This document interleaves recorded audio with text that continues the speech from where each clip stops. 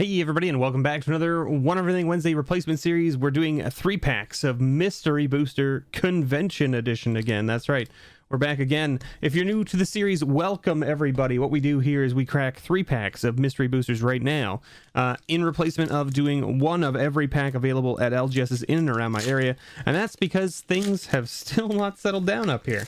They're going pretty crazy, and numbers are going up like a lot. We have some very high numbers recently, so we're doing this in replacement of that, because what we do is we take every card that's worth $1 or more and we put it into something called the Patron Pile, which is a pile of cards that given away to our patrons every month after their first month of being a patron. So they get a pull from the pile in addition to their other rewards for their tiers. If you want to go check that out, you can go over to patreon.com/MrBevers and check out the tiers.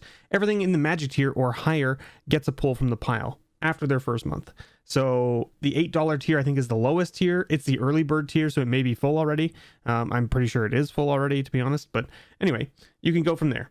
Ephemerate is our first card. Prices are going to come up in the top right corner. I believe Ephemerate is actually pretty good for us. I think that's a decent pull from the white section of the cards here.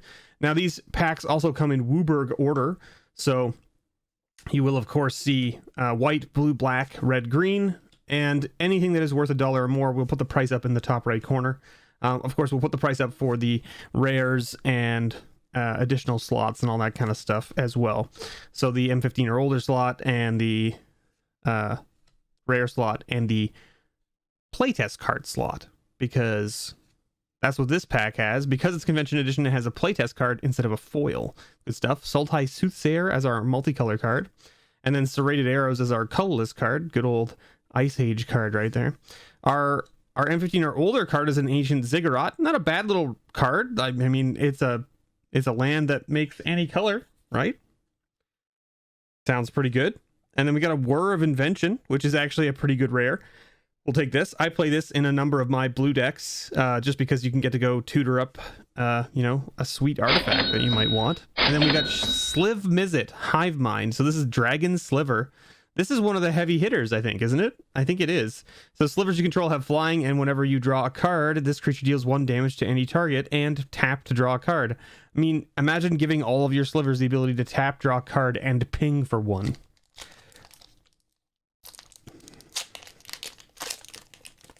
And not only that, but like, say you have 5 slivers in play and you draw a card with one of them. That's 5 pings, because they all have the ping when you draw a card.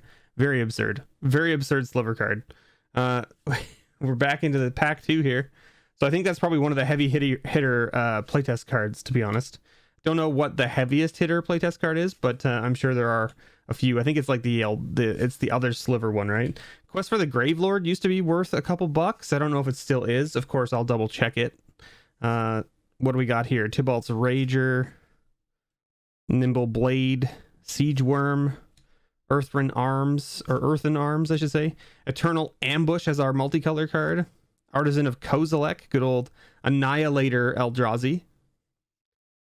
We got a Martyr's Bond as our rare. Not a heavy hitting rare by any means, but also that's our M15 or older card, so not so bad. And then we got Chasm Skulker as our rare, so that's pretty good. Chasm Skulker's not a bad little card. And then we've got Enroll in the Coalition. Sign up here. You are a flag bearer. While choosing targets as part of casting a spell or activating an ability, your opponents must choose at least 1 flag bearer if able. Interesting. So like, if they have a card that's like target player draws cards or whatever, they have to target you because you're a flag bearer. That's very interesting. Or if they have like burn spells or trying to remove your creatures or whatever, they have to target you if they can, which is very interesting. Okay, cool.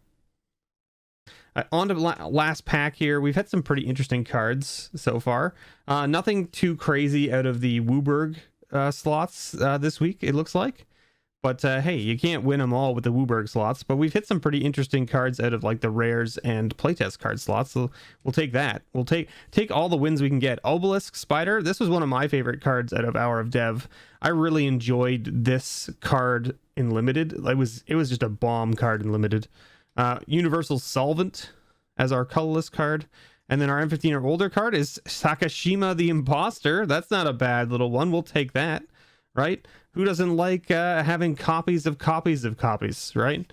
And then we got Drana, Calastria Blood Chief. Well, vampires are big right now, right? Of course, of course. And, ooh, Yawgmoth's Testament. Look at that. Good old Phyrexian text on there. Good stuff. 3 mana, sorcery until end of turn. You may play face-up cards you own from exile. If a card would be put into your graveyard or exile from anywhere this turn, put it on the bottom of your library instead. Wow. Interesting. Does that mean that Yawgmoth's Testament goes on the bottom of your library after you cast it? Because you cast it, and it goes on the stack. And then once it resolves, it goes to the bin. But because it goes to the bin, it goes on the bottom of your library, right? I think that's how that works. That's fairly silly if that's how that works. Well, there you have it, folks. A little, 3 packs here. We got some pretty cool stuff here to give out to our patrons. So I'm pretty stoked about it. I hope you are as well. Thank you so much, everyone, for watching. I have been your host, MrBevers. And don't forget, you can go check out patreon.com/MrBevers if you want to get in on some of the cool cards being given away from this series. And once LGSs start to be more open and things are a little bit less,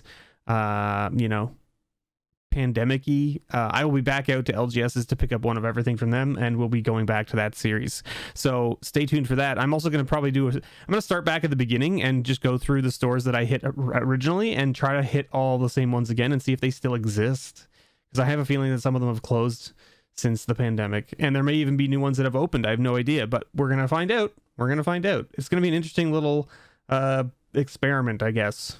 Thanks so much, everyone, and as always, may your pulls ever be better.